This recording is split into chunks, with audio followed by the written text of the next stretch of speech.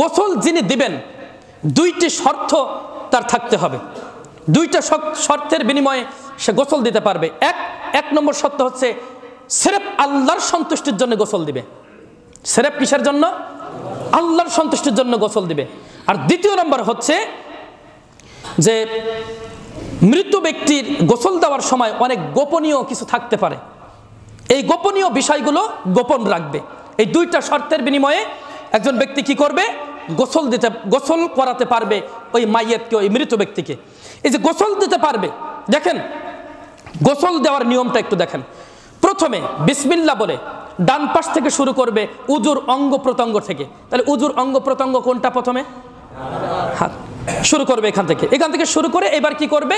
এবার সমস্ত শরীরে 3 বার, মানে বিজোড় সংখ্যায় 3 বার, 5 বার, 7 বার তিনি পানি দিয়ে সুন্দর করে ধোয়াতে করবেন। এই সময় হাতে একটা ন্যাকড়া রাখবেন, এই ন্যাকড়া দিয়ে গোপন যে অঙ্গ আছে গোপন অঙ্গটা সুন্দর করে পরিষ্কার পরিচ্ছন্ন করে দিবে। সরাসরি হাত দিবে না এবং গোপন অঙ্গের দিকে সরাসরি তাকিয়ে থাকবে না, এটা মাথায় রাখতে হবে। যে তাহলে গোসল কিভাবে দিতে হবে আমরা বুঝলাম তো। এরপরে সুগন্ধি কর্পূরযুক্ত বা কোনো রকম কোনো সুগন্ধি তাকে দিতে হবে। যদি পুরুষ হয় ওই পর্যন্তই শেষ।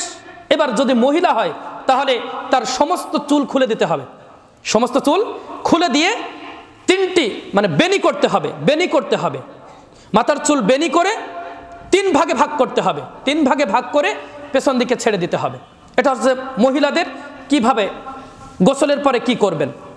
এরপরে যদি এই গোসলটা এই 2টি শর্তের বিনিময়ে করে, 1 কি? আল্লাহর সন্তুষ্টি। 2 কি? তার গোপন বিষয়গুলি গোপন রাখবে। আমাদের এখানে গোসল করায় কারা আছে না? কয়টা হাত দেখি কারা গোসল করায়? আলহামদুলিল্লাহ, 1 জন, 2 জন, 3 জন, আলহামদুলিল্লাহ। আর আছে কেউ? আলহামদুলিল্লাহ। আপনাদের জন্য একটা সুখবর আছে। সুখবর হচ্ছে এই, আল্লাহর নবী, বিশ্ব নবী জনাবে মুহাম্মদ রাসূলুল্লাহ সাল্লাল্লাহু আলাইহি সাল্লাম বলছেন যে যে ব্যক্তি সিরেফ আল্লাহর সন্তুষ্টির জন্য কোনো মাইয়াতকে গোসল করালো, আল্লাহ রাব্বুল আলামিন তাকে 40 বার ক্ষমা করেন। সুবহানাল্লাহ। একবার নয়, 2 বার নয়, 3 বার নয়, কতবার? 40 বার। একবার ক্ষমা করলে তো পারেন।